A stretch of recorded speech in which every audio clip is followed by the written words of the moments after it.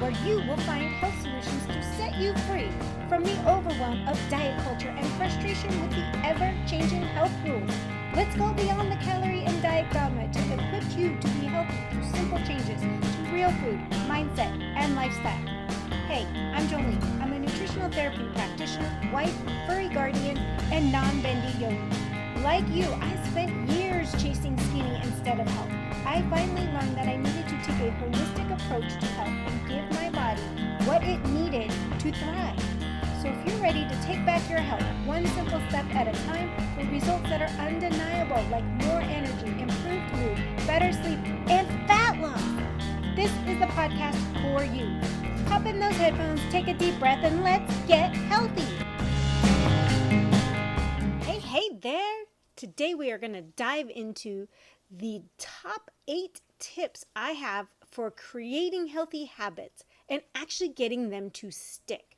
How do we build them and how do they stick after we build them? Because that's the biggest thing. We all get these grand ideas of I'm going to go to the gym 5 days a week, and we do the first week great, and then it kind of peters off and goes away. So what we want to do is build up these habits in a way that they just become second nature and become part of our life. So let's dive into the first main tip, which is something I have said in the past, is be very, very, very, can I say very again? Clear on your why. Your why needs to be a reason to keep it going. So it's more than just, I want to be healthy. Why do you want to be healthy? You want to lose the weight. Why do you want to lose the weight? You can't just say, I want to lose 20 pounds by so-and-so's wedding so that I fit in the dress. Well, what happens after that wedding? You're going to gain all the weight back? You're going to go back to all your old habits? It's done? No, that's not really what you want. Yes, you want to lose X number of pounds by somebody's wedding, but it's bigger than that. You want it to keep going. You want it to stay off. One of the reasons why we're in this yo-yo diet cycle is because we think that we have to push to get to this small, minute goal, and then we can go back to what we did and we'd stay at that goal. Well, that's not it. Being healthy, being fit, getting in our body in a way that we can move and function is a never-ending process. We have to keep going. So we need to make sure that our why has a decent reason. Is it to keep up with your kids, your grandkids? Is it so that you don't have to worry about anyone taking care of you when you're older? Whatever that why is, make sure it's big. I'm just going to point out that all too often we come up with these small goals like a weight loss goal or reaching a certain size. And then what happens? That's not life-changing. It's body-changing. It's why do you want to get there is where I'm trying to get you at. Why do you want to be smaller, to be fitter, to be more active? What is that purpose? So think about that and be clear, and then keep it in front of you. The secret to keeping your motivation up is to keep that why front and center so that the habits stick. My next tip is start small. Healthy habits start by building them up, not going all in at the beginning. Yeah, it sounds great to go all in and push, but sometimes it gets overwhelming. It doesn't really fit in our lifestyle, and it peters out and dies. So what we want is to think of the big picture and then start breaking it down into smaller steps, trying to fit them into our life. See what works with our lifestyle, our work schedule, our family life. Whatever goes on in your life, figure out how to break them down so that you're not disrupting your entire lifestyle. Eventually, you'll look back years from now and say, oh gosh, it totally disrupted everything. But you built it slowly so it wasn't as painful. It wasn't a dramatic shift.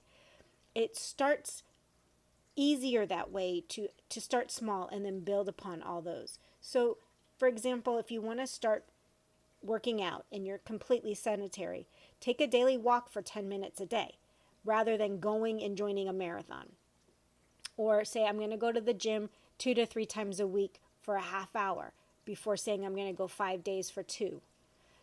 Do things and break them down into smaller habits and fit them into your life.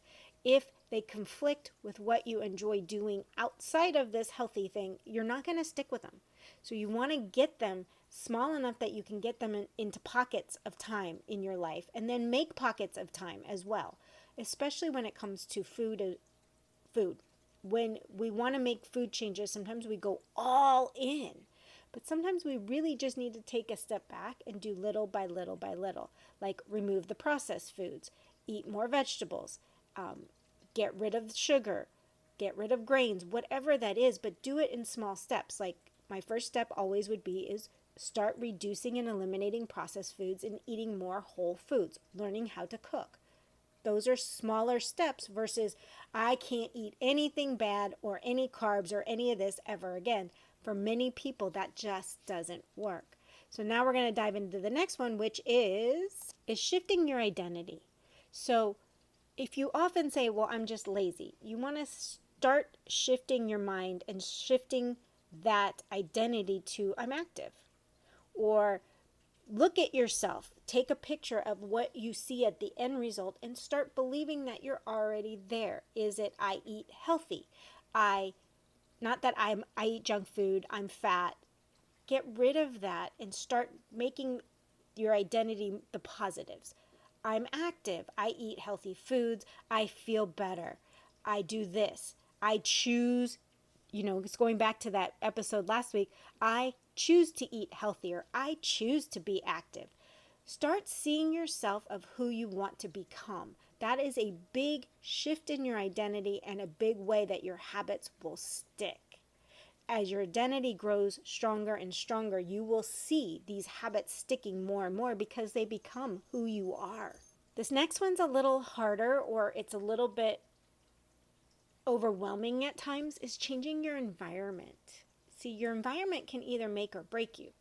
You want to set your environment up for success, meaning if you want to start going to the gym before work in the morning, having your gym clothes ready and your gym bag packed with your work clothes so that all you have to do is get up, brush your teeth, grab your bags, your lunches packed, everything's done so that you can just get out the door without thinking about it. If you crave sweets, get them out of your house. If you have a problem with drinking too much soda and you want to drink more water, don't buy soda in your house. Those are all things that changing your environment will help. If you surround yourself by people that like to do things outside, or even your close friends that maybe aren't now but have some of the same goals, maybe instead of going and sitting at a coffee shop to get together, you guys go out for a walk. Changing the environment. Setting yourself up for success in your environment, getting those tools will help those habits stick. If you don't have to think about them and it's just part of your identity and part of your environment, each habit will start sticking more and more and more. Now I keep throwing random habits out at you, but now you need to be very specific. You have to have specific goals. If your goals are just get healthy, what exactly does that mean? Or is it, I'm going to start eating healthy? Well, what does that mean? You've got to start breaking it down to being more specific. Does that mean that you're going to stop eating out and bring your lunch every day of vegetables and meats and healthy fats? Or is it, I'm going to start working out, so you start working out? But you can't just say, I'm going to get healthy. Well, what does that mean to you? Does that mean good blood markers? Like, what's your target? Is it losing a little weight, but also getting your metabolic health in order? Like, looking at healthy outside of the scale is one step, because the scale doesn't mean anything when you say get healthy. So what is it? What are those specifics that will get you to your goal? Keep your goals. You can have a big picture, but start breaking them down. Make sure that they're actionable. Make sure that you understand what they are. What is healthy to you? And then break down those steps, and those are the habits you want to build. You see, if you're too broad, you're gonna get overwhelmed and not even know what habits to start in the first place. So you want to get specific with those. As we get specific with some of our goals, and then we want to build up these habits, one of the great ways to increase our habits or make them easier to achieve is to habit stack. James Clear talks about this in depth in his book Atomic Habits, but basically habit stacking means that you take an existing habit and stack a new one with it. So you tie the two together so that it becomes a habit. The new one becomes a habit because of the old one. So we all brush our teeth in the morning, I hope so. It's a habit. It's whenever you brush your teeth and you want to try to meditate. Maybe you take that 5 minutes after you brush your teeth to meditate. You don't have to go and put out a yoga mat and play music and do all this. You could just sit quietly in the bathroom for 5 minutes and meditate. And now it's tied to brushing your teeth. And now it becomes a habit because you always brush your teeth. And then after you brush your teeth, you're going to sit there and meditate. You see? They kind of tie together. Now let's say you're trying to work through a lot of stuff and you want to learn how to journal because you've heard journaling can help release all the stress or keep your mind clear or give you great ideas. So if you drink a cup of coffee before you leave every morning, while you grab your cup of coffee, grab your journal, and as you're drinking your coffee, you write in your journal. Or you want to develop an attitude of gratitude, you write your gratitude journal while you're drinking your cup of coffee. Another thing you could do while you're brushing your teeth is do 10 squats. Especially at night, it's something I suggest to add that in as you're doing your brushing your teeth before you go to bed. Do some squats while you're brushing your teeth. Little things like that, stacking them together.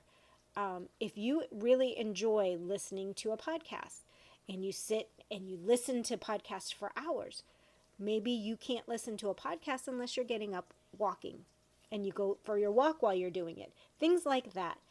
There's an app called Clubhouse that a lot of us got addicted to, and I limited my time to when I was walking for a while during the day. I had certain shows that I would listen to, but if I wanted to listen to this particular show, I had to be on a walk. I built the habits together. Those are little things of habit stacking.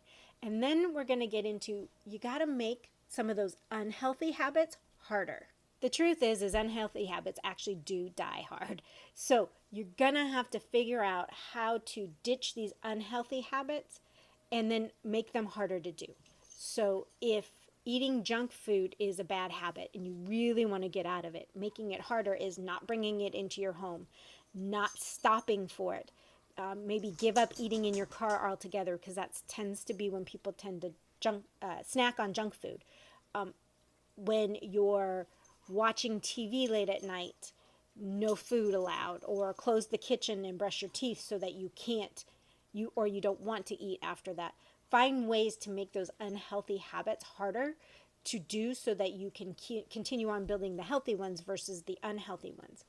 And the last tip to building these healthy habits is to reward yourself. And when I say reward yourself, I don't mean with food or bad food or junk food or other stuff. I mean doing something nice for yourself to keep yourself motivated.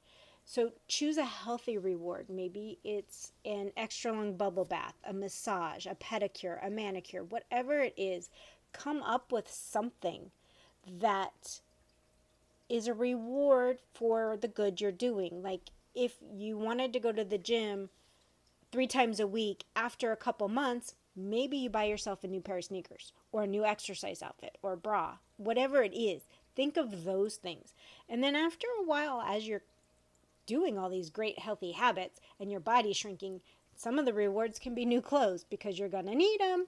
So reward yourself after you hit certain milestones. Come up with those milestones. Don't make it the end goal. Come up with small goals in the middle so that you keep yourself motivated.